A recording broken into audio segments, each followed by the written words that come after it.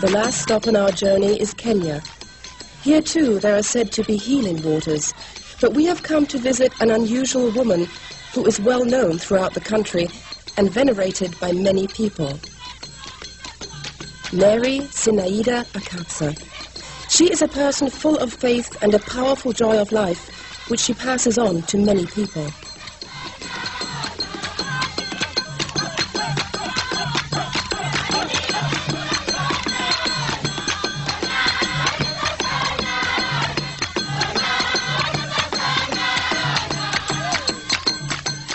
Members of the church she founded wear white and blue gowns. Mary Akatsa says that Jesus himself gave her these colors as a sign, in order that one could identify oneself as a child of God under one faith. Untiringly, this simple woman travels through the country to the people, most of whom live in poverty. Wherever she arrives, she is immediately surrounded by crowds.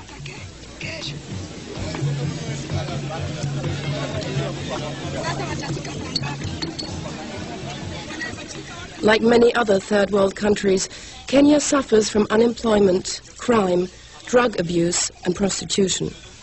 Mary Akatsa knows the people's sorrows and goes on undeterred, giving comfort and help.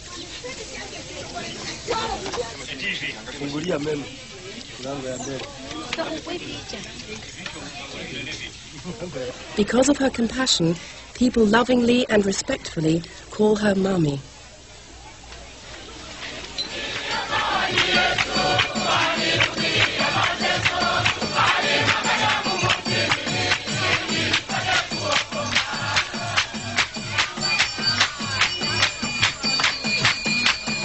Three times a week, she gives healing ceremonies in Kawangware, a slum in Nairobi, with prayers, songs, and preaching.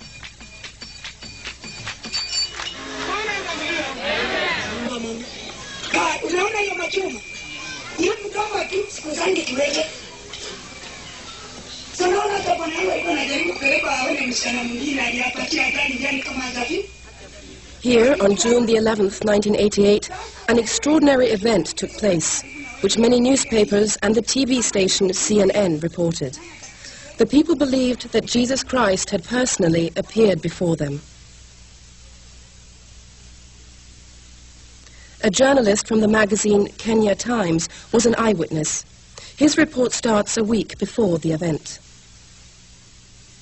On Saturday, June the 4th, 1988, a big bright star was sighted above the skies by worshippers. While we were filming, the unusually bright star could also be seen during the day.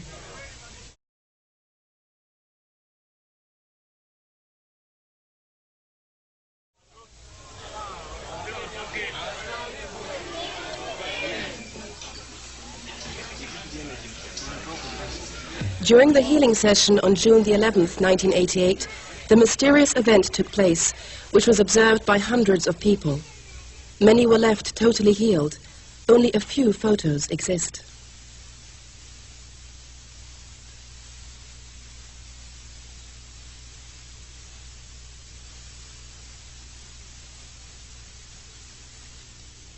The tall figure of a barefooted, white-robed and bearded man appeared from nowhere and stood in the middle of the crowd. Watu wote walianguka chini, wakajawa wengine na furaha, wengine wakajawa na kilio kwa maana wameona kila hawajaona tangu wazaliwe. When he appeared, people had no idea what was happening. Many of them fell down. Others began to cry and repent their sins, and continued to do so even after Jesus had disappeared, and we had begun singing new healing songs again. Since that day, hordes of people have been coming to Kawangware, repenting their sins and being healed and saved. But it is not me who heals, it is the power of God that heals through me.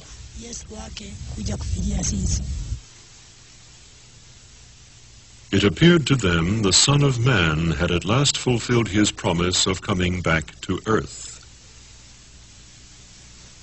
The unknown person, who didn't tell his name, turned first to Mary Akatsa. Umepewa kazi ya Mungu kutoka kwa He Mungu said, mwenyewe. "You are an important messenger of God. Keep on preaching, never retreat. Whoever places obstacles in your path will himself be halted." Then the man spoke in Swahili without an accent to the crowd.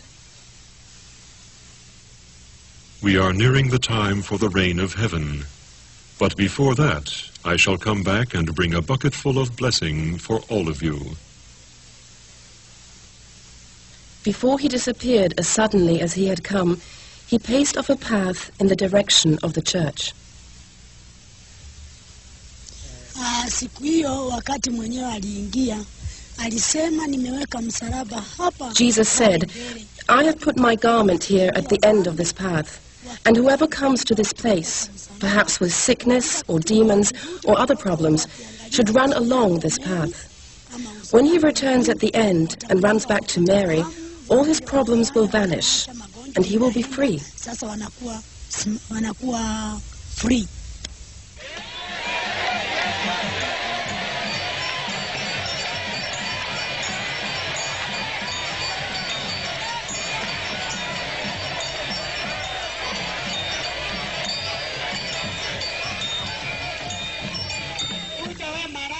Toka siku hiyo mambo yake Since that day, God speaks to me. I can hear him through my ears, like somebody talking next to me. It is very loud. Before my eyes there appears a sort of screen, and I am told, "Look there," or "There. There is someone in the congregation. Look at him." The message is written on his chest. I can then read all the problems this person has and where they stem from. Sasa anaendeleaga kuongea na mimi kwa masikio, sauti ikitoka mbinguni kwa masikio inakuja kwa masikio. Then I ask for him to be saved, and he is healed. I get the message directly from God.